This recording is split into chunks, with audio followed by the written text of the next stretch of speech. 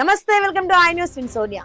హైదరాబాద్ నగరాన్ని ఒక విషాదకర ఘటన ఉలిక్కి పడేలా చేసింది. నెలకు 2 లక్షల రూపాయల జీతం, సమాజంలో గౌరవం, సాఫీగా సాగిపోతున్న సంసారం. కానీ ఆ అందమైన గూటిలో ఏదో తెలియని అశాంతి. తన ప్రాణం కన్నా మిన్నగా ప్రేమించిన భార్య కళ్ళ ముందే ద్రోహం చేస్తుంటే ఆ మానసిక క్షోభను భరించలేక ఒక సాఫ్ట్వేర్ ఇంజనీర్ హుస్సేన్ సాగర్ లో దూకి తనువు చాలించాడు. అయితే చనిపోతూ ఆయన వదిలి వెళ్లిన 19 పేజీల సూసైడ్ నోట్, ఒక పెన్ డ్రైవ్ ఇప్పుడు సంచలనంగా మారాయి.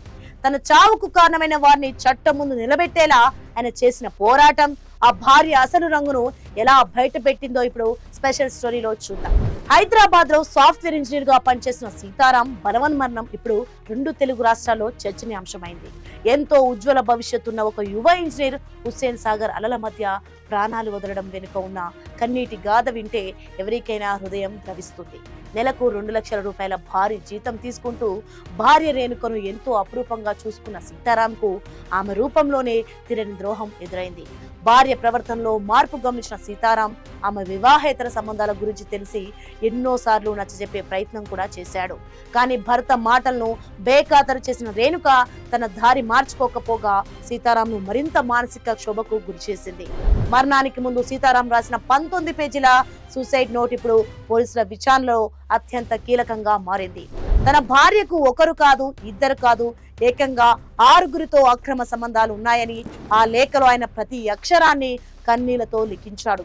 ఎన్నిసార్లు వేడుకున్నా, కాళ్ళు పట్టుకున్నా ఆమెలో కనికరం కలగలేదని, పరాయి పురుషుల మోజులో పడి తన జీవితాన్ని నరకం చేసిందని ఆవేదన వ్యక్తం చేశాడు.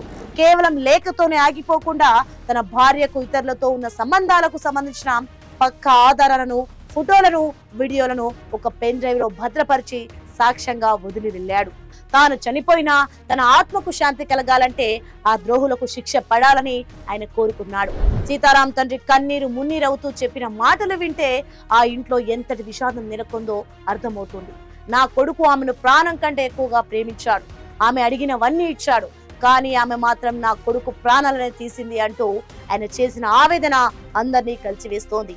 సీతారాం ఇచ్చిన ఆధారాలతో రంగంలోకి దిగిన పోలీసులు భార్య రేణుకతో పాటు ఆమె ప్రియులు రమణ, శ్రవణ్లను అరెస్ట్ చేశారు.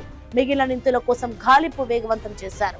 ఒక సాఫ్ట్వేర్ ఇంజనీర్ ఆత్మహత్యకు కారణమైన వారిని కఠినంగా శిక్షించాలని, సీతారాంకు న్యాయం జరగాలని సోషల్ మీడియా వేదికగా నెటిజన్లు డిమాండ్ చేస్తున్నారు.